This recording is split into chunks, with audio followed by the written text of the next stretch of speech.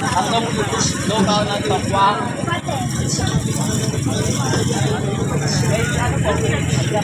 So ayan nga guys, napakain tuloy kami dito kasi pumunta kami sa butika para bumili ng gamot ng aking anak. Sabi ko ako'y nagugutom na kasi lumabas kami after kong maglabaing. Hindi na nga ako nakakain kasi nga nagmamadali kaming lumabas kasi sabi ko baka sumara na yung butika.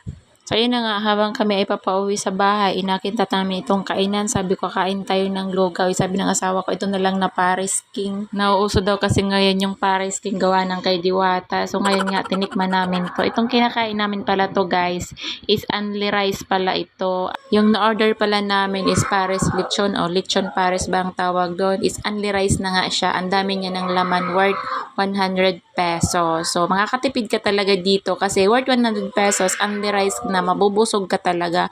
Wala siyang drinks, rice lang. So 'di ba wala namang kabalak-balak kumain ng Paris King. Napakain tuloy kami gawa ng nagugutom na talaga ako. Galing ka ba naman sa paglalaba ay magugutom ka naman talaga, wala pang pahinga. So ayun nga, kumain na kami dito. Parang babalik pa nga ako dito kasi sobrang nasarapan ako sa timpla nila. Nung pagkain nga namin yan is marami talagang kumakain sa likuran namin. Ninanamnam ko nga yung lasa ng Paris lechon dyan. Pag kinagat mo kasi siya, crispy siya, hindi siya yung malambot.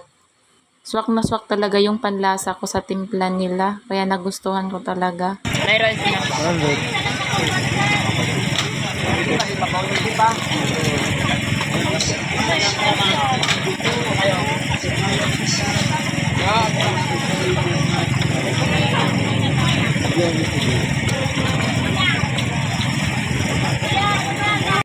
Habang nga kami ay kumakain, marami talagang dumadating pa para kumain. Yung iba nga bumibili, hindi na nga sila nakakaupo, kaya nagti-take out na lang talaga sila. Patok na patok naman talaga yung pagkain na to ngayon, yung Paris King. Kasi nga si Diwata, napauso niya to, gawa nung sa vlogger, napasikat niya si Diwata. Kaya halos na mga negosyante ngayon ay gustong subukan itong Paris na to.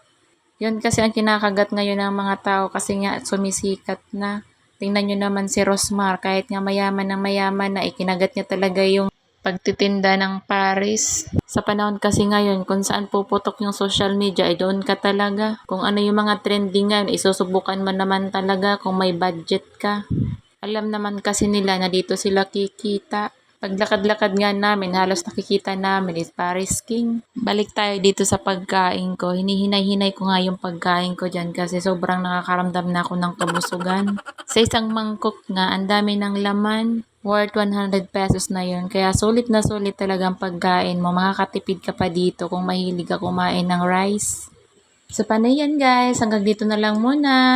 See you on my next vlog. Thank you sa panonood. Paaram!